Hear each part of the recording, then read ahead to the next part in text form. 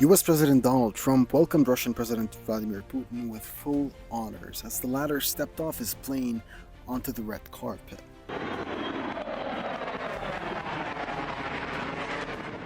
The world watched, waiting to see if the Trump-Putin summit could end the war in Ukraine or at least achieve some progress.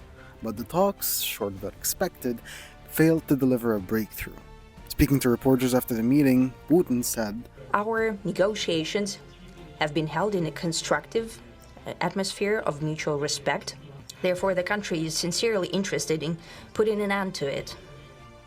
At the same time, we're convinced that in order to make the settlement lasting and long-term, we need to eliminate all the primary roots, the primary causes of that conflict, and we've said it multiple times, to consider all legitimate concerns of Russia and to reinstate a just balance of security in Europe and in the world on the whole." Putin also agreed with Trump's statement about ensuring the security of Ukraine and stressed that Moscow is prepared to work on that. We expect that Kiev and European capitals will perceive that constructively and that they won't throw a wrench in the works.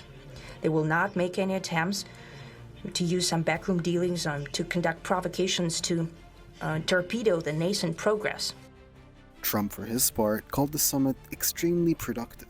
He listed progress on many points, but admitted there were just a very few that are left, with some not being significant. However, he confirmed one is probably the most significant, but we have a very good chance of getting there. So there's no deal until there's a deal.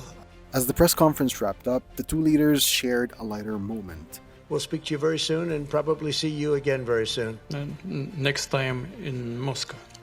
Oh, that's an interesting one. I don't know. I'll get a little heat on that one, but I could see it possibly happening.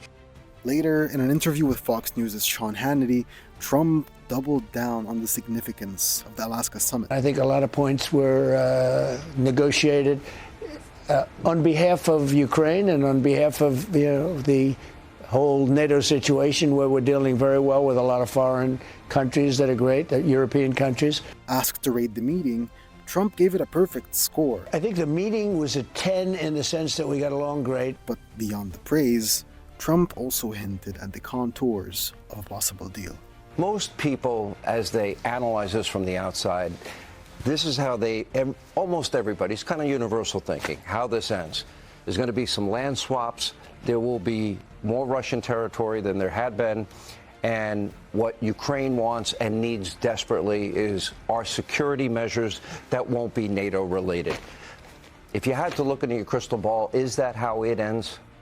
Well, I think those are points that we negotiated, and those are points that we largely have agreed on, actually. When pressed on his advice to Ukrainian President Volodymyr Zelensky, Trump was blunt. Make a deal. Following the summit, the White House confirmed that Trump held a lengthy phone call with Zelensky, which was followed by another with NATO leaders. According to officials, European Commission President Ursula von der Leyen, NATO Secretary General Mark Rutte, French President Emmanuel Macron, and leaders from Germany, Finland, Poland, Italy, and Britain were among those on the line.